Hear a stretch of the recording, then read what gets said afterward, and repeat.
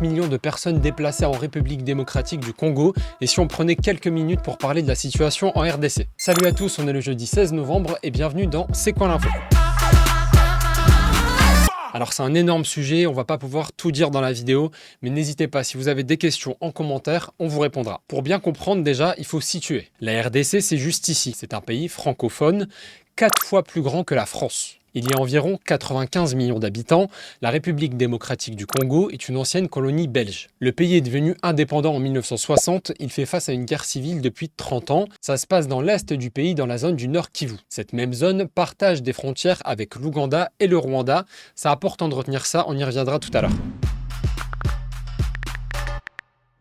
En fait, ce qu'on appelle la RDC, la République démocratique du Congo, est frappée par une guerre au sein même du pays. Écoutez bien ce chiffre, on compte 6,9 millions de déplacés à l'intérieur de la République démocratique du Congo. C'est un chiffre record, a annoncé l'Organisation internationale pour l'émigration. Mais pourquoi les gens fuient? En fait, depuis début octobre, les combats s'intensifient dans la zone du Nord Kivu. La population est visée par des meurtres, des viols, et ils ont peur. Ils partent pour rester en vie. Comme on le voit sur ces images, ils se réfugient dans des camps notamment.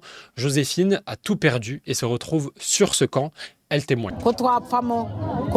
Un matin, on a entendu des coups de feu près du village. On s'est dit, on va tous mourir. Alors tout le monde a commencé à courir. Et en quelques secondes,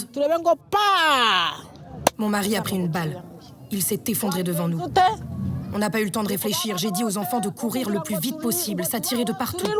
On a dû laisser le corps derrière nous. La situation s'aggrave de plus en plus. Rien que dans le Nord Kivu, on compte 1 million de déplacés. Avec les conflits armés depuis des décennies, les viols se multiplient et sont devenus une véritable arme de guerre pour terroriser les populations. Souvent, les femmes qui ont survécu disent avoir été attaquées par des hommes armés. Selon le Programme alimentaire mondial, 25,8 millions de personnes souffrent de la faim là-bas. Le pays est frappé depuis de longues années par de nombreuses guerres qui se sont succédées. Depuis 2004, il y a donc cette guerre du Kivu. Elle oppose l'armée congolaise à des rebelles comme le groupe M23, qui est très important pour comprendre ce qui se passe. Alors déjà, c'est quoi le M23 et pourquoi ce nom? C'est un groupe lourdement armé composé de combattants opposés au gouvernement congolais. M23 comme le mouvement du 23 mars. En fait, c'est de là que vient le nom. À l'époque, le groupe s'estime trahi par un accord qu'il avait signé avec le gouvernement de la RDC. C'est pour ça qu'il porte ce nom de M23 aujourd'hui. C'est pour le symbole. Tout ça date de 2009, donc vous me direz pourquoi on en parle aujourd'hui. En fait, le groupe a été en sommeil pendant longtemps et ils ont repris les armes récemment et ça relance la guerre des territoires. Pour plusieurs institutions, dont l'ONU, le M23 n'agit pas seul. Le pays voisin de la RDC, on en parlait tout à l'heure, le Rwanda, soutiendrait les rebelles du M23. Et le résultat, c'est des combats sanglants en RDC. En réalité, derrière tout ça, il y a une affaire de ressources des sols et d'argent. Alors la grande question, c'est pourquoi tout le monde veut cette zone? La région du Nord Kivu est très riche en diamants, or, cuivre, pétrole et j'en passe. Mais surtout, il y a là-bas la majorité des réserves mondiales de coltan. Le coltan, on ne connaît pas trop ce nom et pourtant c'est devenu essentiel pour nous tous. C'est une matière indispensable pour la fabrication des ordinateurs et des smartphones. Alors tout ça, ça veut dire beaucoup d'argent en jeu. Le problème, c'est que ces richesses ne profitent pas à la population. Les gouvernements sont accusés de ce qu'on appelle de la corruption. Ils ont volé l'argent de ces richesses pour eux-mêmes. L'ancien président, Joseph Kabila, aurait détourné plus d'une centaine de millions de dollars dans le pays, selon l'enquête Congo Hold Up. Le système de corruption, c'est le système qui détruit malheureusement la vie collective au Congo.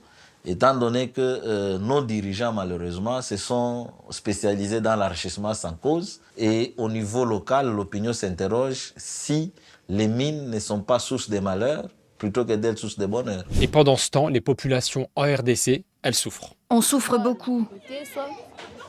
On ne peut pas acheter d'habits, de quoi manger. Les enfants dorment le ventre vide. Aucun ne va à l'école et on est endetté de partout. Alors n'hésitez pas si vous avez des questions sur la situation en République démocratique du Congo.